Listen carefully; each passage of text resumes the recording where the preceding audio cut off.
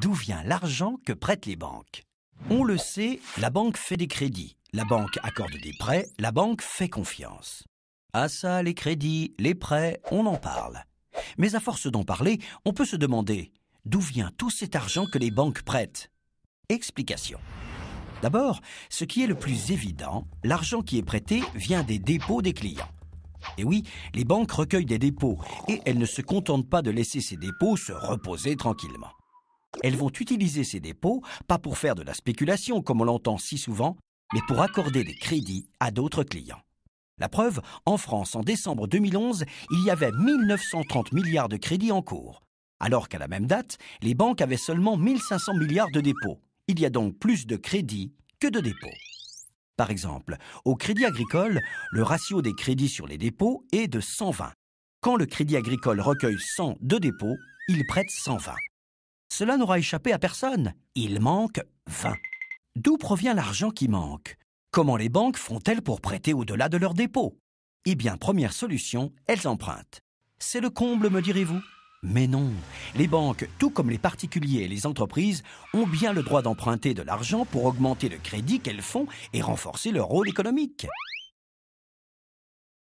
La différence, c'est que les banques, elles, empruntent sur les marchés financiers, c'est-à-dire auprès d'autres banques, des assureurs, des gestionnaires de fonds d'investissement, tout ce qu'on appelle les marchés financiers.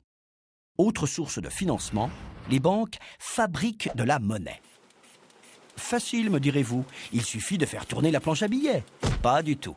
Ce droit appartient uniquement à la Banque centrale européenne. En réalité, et ça peut paraître paradoxal, les banques créent de l'argent en accordant des crédits. Reprenons. Avec 1 000 € de dépôt, la banque peut prêter jusqu'à 1 200 €. Elle inscrit simplement 1 200 € au compte du client à qui elle prête. C'est une écriture. L'emprunteur va utiliser cette somme pour réaliser son projet, par exemple pour refaire le salon de sa maison. Il va payer par chèque, par carte ou par virement l'artisan.